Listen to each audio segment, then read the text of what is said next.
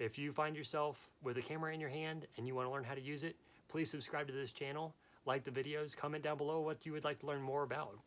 Hi photographers. Today we are talking about the color profile CMYK and what in the world do those letters mean?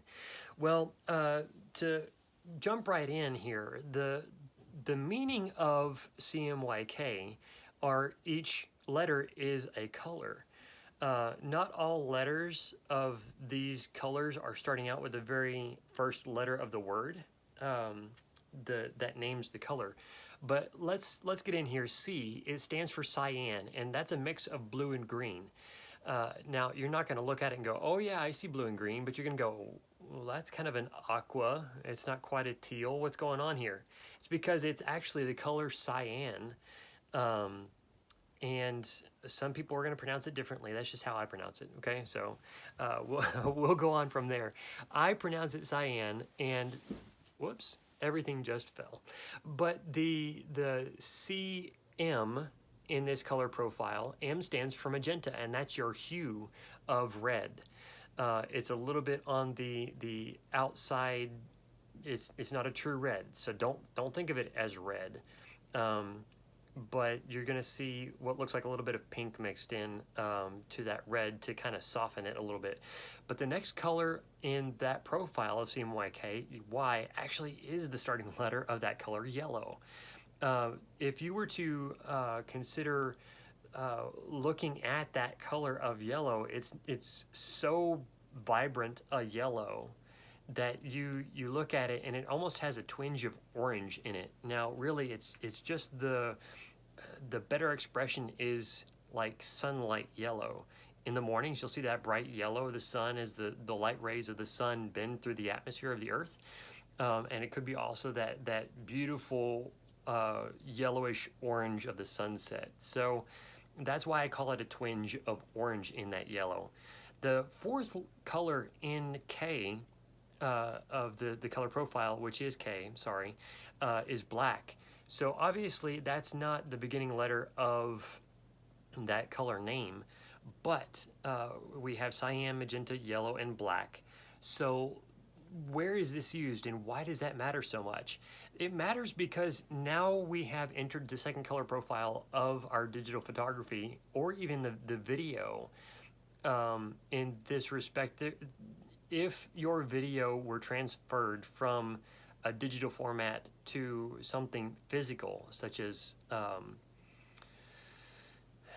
a kind of film, there's not really, I mean, the video really isn't transferred to the physical color spectrum form, so that's not really a good place to go. But still photography in that respect has to be transferred if it's going to be in print to a physical form. All printers, by and large, especially if they're professional, are going to be based off of this 4-color spread or profile. So they're going to be printed in cyan, magenta, yellow, and black. So there has to be a transfer from the digital form, which, interestingly enough, we kind of delved into a little bit in the other, but that's based off of the light spectrum. A printer has to be based off of pigmentation.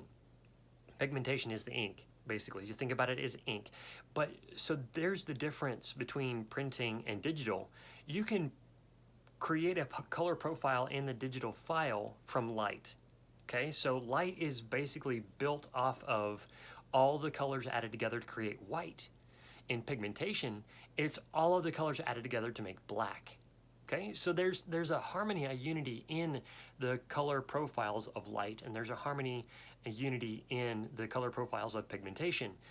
But with that response and understanding, we have to transfer this profile from being built off of the expression in a digital format through light. Now we have to build that same color profile contrast in the color profile made through pigmentation, switching from creating that same picture and what we saw in the digital format now in physical format. It has to be taken in building everything kind of in reverse, building it from putting it in starting of white on paper or whatever the medium is that you're printing on, to the medium of mixing the pigmentation on that white. Whereas the digital format is more coming from a position of no light at all, which is black, and building the whites on top of that. So you see how kind of that's an opposite medium and method of creating the image. So that's why sometimes you're looking and going, wow, this is completely different in what I had seen and understood what I created in a digital format. Now in a physical format, it's, yeah, there's a variation there, and you're coming at the same thing, trying to achieve the same end goal from a different place of creating color on white, whereas you were in digital format creating color and a picture from black.